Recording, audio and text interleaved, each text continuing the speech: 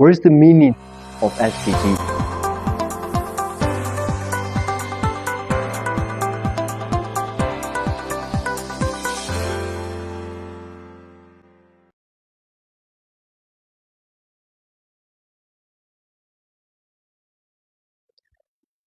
Hello guys, this is group 46 and now we're going to make a video presentation about global citizenship, and we're going to be talking about the SDG goal. So first of all, before we slide in deeper, what is the meaning of SDG? SDG stands for Sustainable Development Goals, also known as the Global Goals, and they were integrated by the United Nations in 2015. The aim of the goal is to end the poverty, protect the planet, ensure peace and prosperity for everyone by 2030. And there are total of 70 goals to cover issues like health, education, gender equality, clean water, renewable energy, and climate action.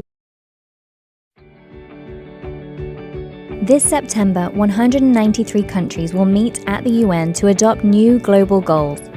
These 17 goals provide a roadmap that will help the world achieve sustainable development.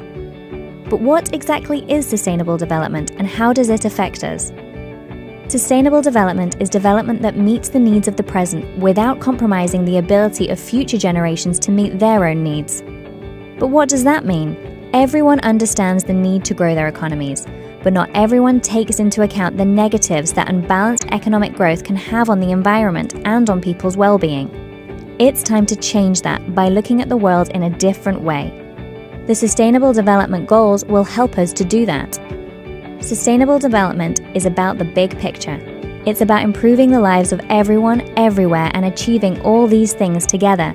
But it's also about the details. That means we want economies to grow, companies to thrive, and people to have decent work. We want to create new, innovative technologies, but not by harming the environment.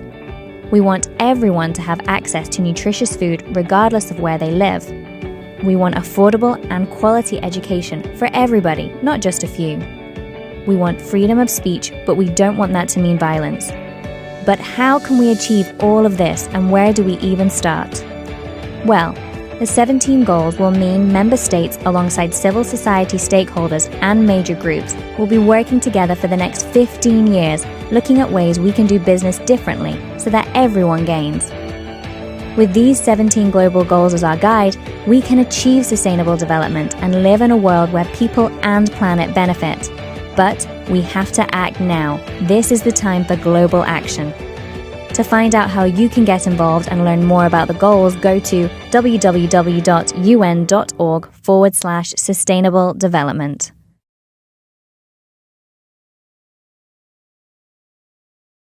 First of all, have you ever deeply thought about why do your parents want you guys to go to school? Why do they invest a lot of their savings into your education? Well, it is because they believe that education is key to a better life, and education helps people gain knowledge, develop skills, and make wise decisions for themselves and their communities. It creates active citizens who can build a peaceful and prosperous society. So I think you can already guess what our goal will be, what we will focus on. Yep, in this video, we would like to focus on the SDG 4, which is quality education. Especially, we will be discussing about quality education in rural and developing communities. Well, why did we choose this goal? We chose this goal because, just like I mentioned before, education is very vital for improving lives and building a better future. Education helps people gain more knowledge, develop skills, and create more opportunities for themselves and their communities. However, in many rural and developing areas, access to quality education is still limited due to several reasons.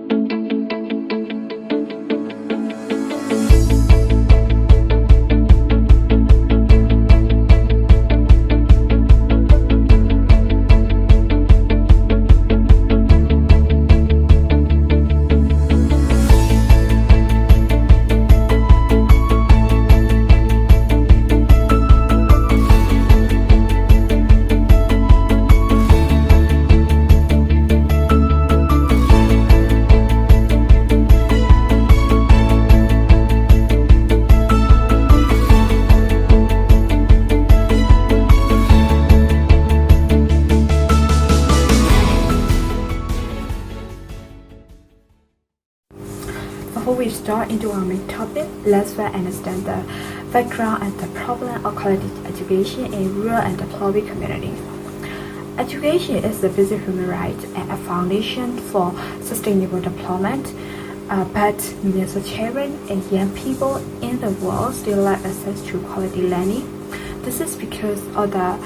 challenges such as poverty, political instabilities, gender equality, and lack of resources and poorly trained teachers, especially in rural and poverty areas. And even when school exists, the quality of education is often low due to outdated teaching methods and resources teaching materials. So these issues make it difficult to receive SDG Goal-4, which aims to provide equitable, inclusive, and high-quality education for everyone. After understanding this, we would like to show the main objectives for our project, which aim to improve access to quality education in rural and poverty communities. The first way to improve awareness the importance of education among communities. In many rural and poverty areas, most families struggle to meet their basic needs. Instead of focusing on education, they are more concerned with earning a living. So these objectives aim to raise awareness within the community and how the education can change lives, create opportunities, and help the children to build a better future even in difficult circumstances. The second one is to enhance educational resources and materials in rural and poverty areas. Schools often lack proper classrooms, books, and materials. By improving resources and infrastructures, children will have a better learning environment that support their growth. And the third one is to support teachers through training and development programs that enhance teaching quality and methods. Teachers play a key role in education, but many in rural areas lack access to training and modern teaching methods. This objective aims to provide support and development programs so teachers can help students learn more effectively. And the next one is to eliminate gender inequalities and ensure all the children have equal access to quality education. Regardless of gender, every child should have the same opportunity to attend schools. This aims to remove barriers so that children can receive a quality education. So let's move on to the next objectives, which is to provide knowledge of human rights, peace, and non-violence and global citizenship. This is also very important because to build a better country, we need good citizens who understand their rights, respect others, and know how to contribute positively to society. And coming to the last point, which is to encourage the use of technology and innovations to enhance teaching and learning. So now that we have shared our project objectives, so let's look at some examples of education in practice. We will compare the situation in the rural areas of Myanmar and Thailand to understand the challenges so that we will know what needs to be improved and what actions we should take.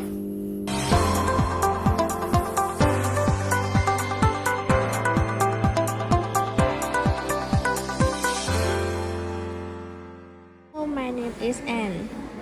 My name is Jessica. Now we are here to discuss about the education in the rural area of Thailand and Myanmar.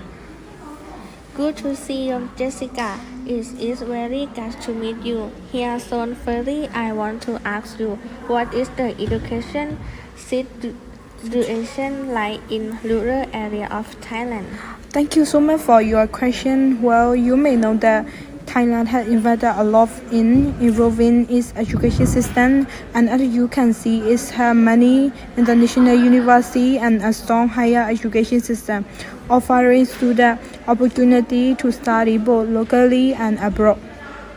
Moreover, in big cities, students usually have adequate social, better facility and infrastructure and access to technology. However, when we look at rural area, the situation is quite different. Many schools in the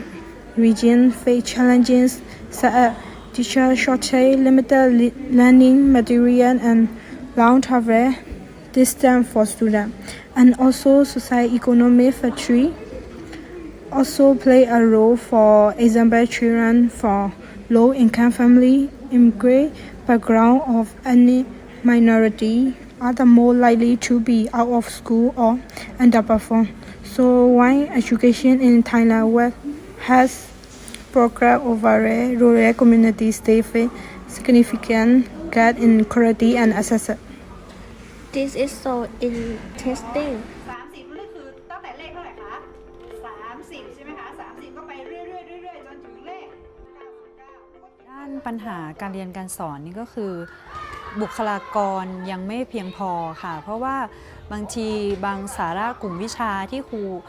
สอนบางคนก็ไม่ตรงเอกอะค่ะเด็กก็ได้รับความรู้ไม่เต็มที่นะคะเด็กเมื่อ7ปีก่อนนี้นักเรียนจะมีประมาณ200กว่าคนนะคะแต่เดี๋ยวนี้ปัจจุบันก็ไม่ถึง100นะคะ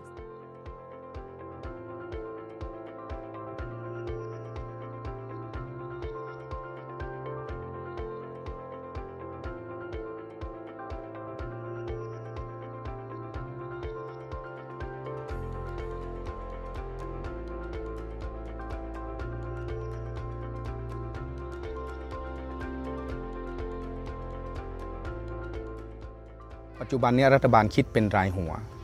นะครับรายหัวอย่างเช่นคำว่าเด็กที่เนี่ยมีเด็กแค่ไม่ถึง100อย่างเงี้ยรายหัวที่เนี่ยก็ได้น้อยไปตามนั้นแต่ที่โรงเรียนเนี่ยมีปัญหาในด้านงบประมาณก็คืองบประมาณเกือบครึ่งหนึ่งนะฮะที่ได้รับปัจจุบันเนี่ยต้องไปใช้จ่ายในด้านสาธารณูปโภคโรงเรียนทั้งหมดเนี่ยในที่มีขนาดเล็กนะครับที่มีต่ำกว่า20คนต่อชั้นเรียนมีประมาณ 19,000 แห่งในประเทศไทยนะครับแต่กลุ่มนี้เราสามารถแบ่งเป็นแยกเป็น2กลุ่มย่อยได้นะครับคือกลุ่มหนึ่งก็คือมีประมาณ 3,000 โรงเรียนเช่นโรงเรียนที่เรามาดูกันในวันนี้นะครับที่เชียงใหม่เนี่ยอยู่บนเขาหรืออยู่ในพื้นที่ห่างไกลเนี่ย 3,000 กว่าแห่งนี้นี่ก็คือเราต้องรัฐบาลเนี่ยต้องจัดทรัพยากรให้โรงเรียนเหล่านี้ให้เพียงพอโรงเรียนเหล่านี้เนี่ยจะไปถูกยุบถูกปิดไม่ได้เพราะเด็กจะต้องเดินทางไกลนะฮะแล้วก็อาจจะอันตรายด้วยเพราะอยู่เป็นพื้นที่บนเขานะครับแต่ส่วนโรงเรียนอีก 16,000 แห่งขนาดเล็กเนี่ยที่อยู่ใกล้ๆกันโรงเรียนเหล่านี้เนี่ยสามารถเอามาควบรวมนะครับกันหรือว่าเพื่อสร้างโรงเรียนที่ใหญ่ขึ้นนะครับหรือว่าจะมาแบ่งปันทรัพยากรกับโรงเรียนในพื้นที่ใกล้ๆกันก็ได้นะครับซึ่งวิธีการนี้เนี่ยมันสามารถช่วยลดการขาดแคลนครูได้อย่างมากเลยโดยที่ไม่ต้องจ้างครูเพิ่ม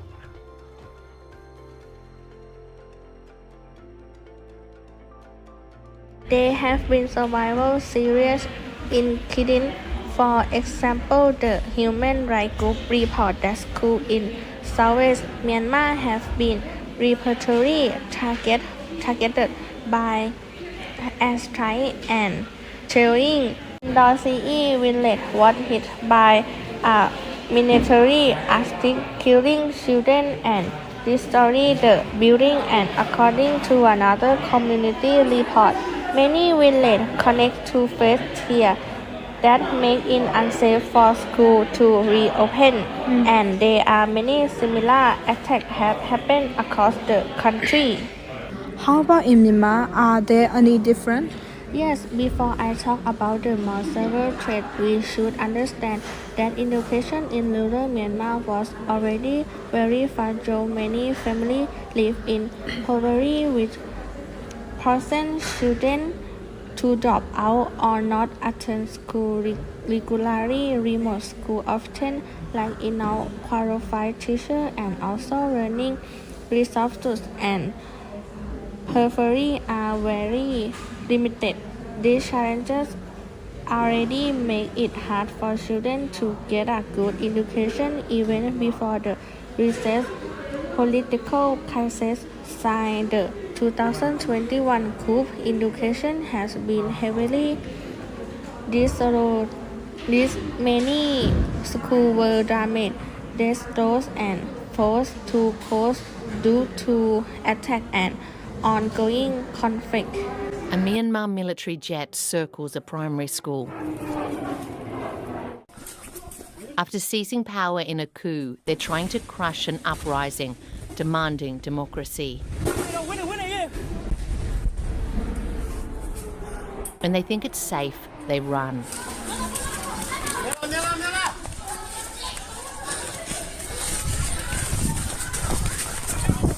But the plane circles back.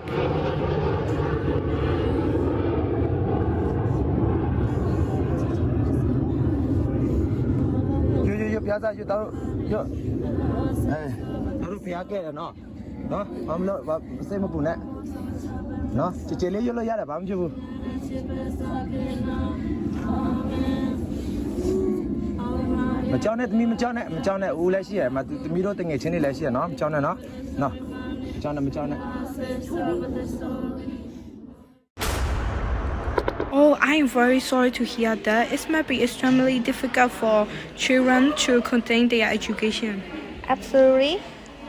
Despite the challenges, are their schools helping to support education in their area? Yes, even though it's challenging, several organizations are working hard to support education in rural Myanmar, and also there are community-based initiatives such as the Monastic Education Development Group (MEDG) supporting the basic education for poor children and children for remote areas.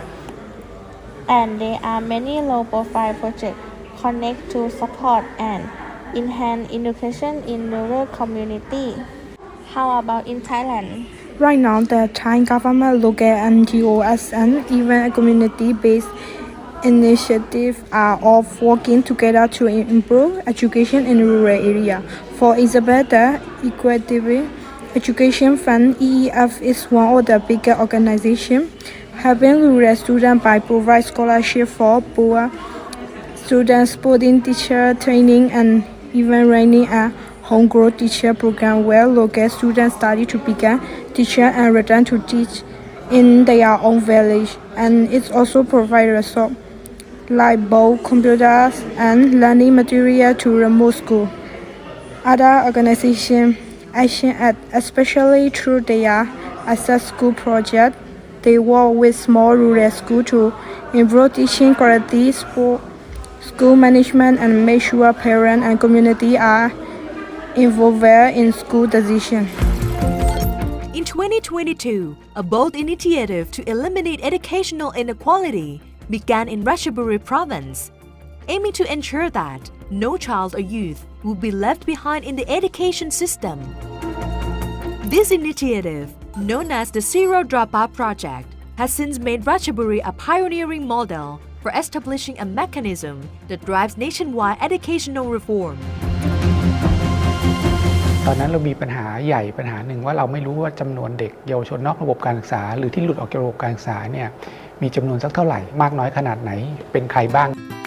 ก็เลือกจังหวัดราชบุรีเป็นพื้นที่ปฏิบัติงานโดยภาคเอกชนให้การสนับสนุนโดยใช้ข้อมูลทำให้เกิดระบบข้อมูลทำให้เกิดเจ้าภาพกลางในการที่จะทำงานเรื่องนี้ด้วยกันก็มีการไปทำงานในระดับตำบลว่าในตำบลนี้มีเด็กเยาวชนที่หลุดออกจากระบบการศึกษาเท่าไหร่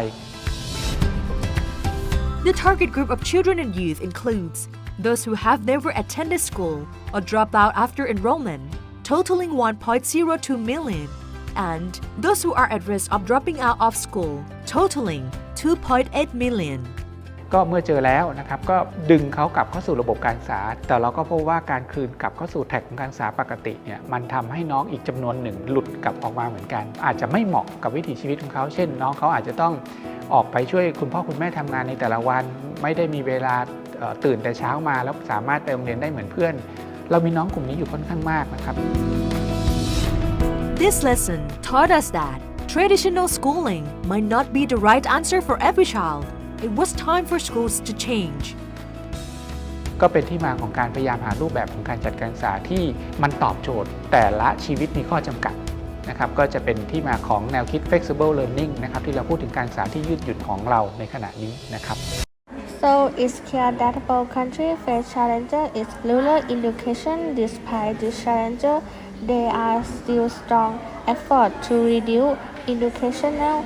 inequality and make learning more accessible for every child. Yes, the efforts are important, but there is still more we can do to ensure that every child has access to quality education. Now, I would like to invite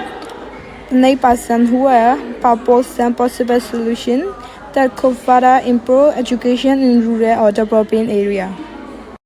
Thank you so much for inviting me. So now, let me share a solution we suggest to help standard education in rural areas. The first solution is to run a community-based awareness campaign using local radio, social media, and community events to highlight the long-term personal and community benefits of education. The second one is to collaborate with governments, NGOs, and private corporations to building or upgrade school buildings while providing electricity, clean water, and sanitation facilities. The next one is implement low-cost teacher training workshops on modern teaching technique and classroom management, child psychology through both online platforms and in-person sessions.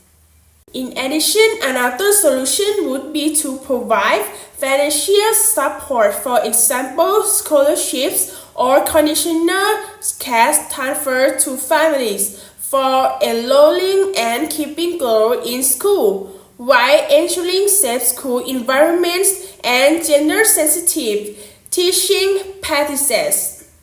And we also consider to integrate peace building, non-violence, and human rights into school curricula through decided subjects or activities, and hold workshops on conflicts resolution, empathy, and understanding cultural differences. Finally, to provide schools with affordable offline capable digital learning devices while providing training for both students and teachers to ensure that they can effectively use technology. The included training on basic computing skill and using education software. So, in our presentation, we mentioned about the main challenges people face in getting a good education, and then we discussed the education in the rural area of Myanmar and Thailand by providing some examples and suggest some possible solutions to make education more inclusive and equal for everyone. In conclusion, Nelson Mandela said that education is the most powerful weapon which we can use to change the world, and it is also a basic right for everyone, not just for those who can afford it. However, there are still so many people in some countries and regions who have difficult accessing education despite the rapid growth of technology in today's world. Therefore, understanding the challenges that limit education access and addressing them with effective solution is crucial to create inclusive learning opportunity for all. Thank you for your time, and we hope you found this presentation reliable.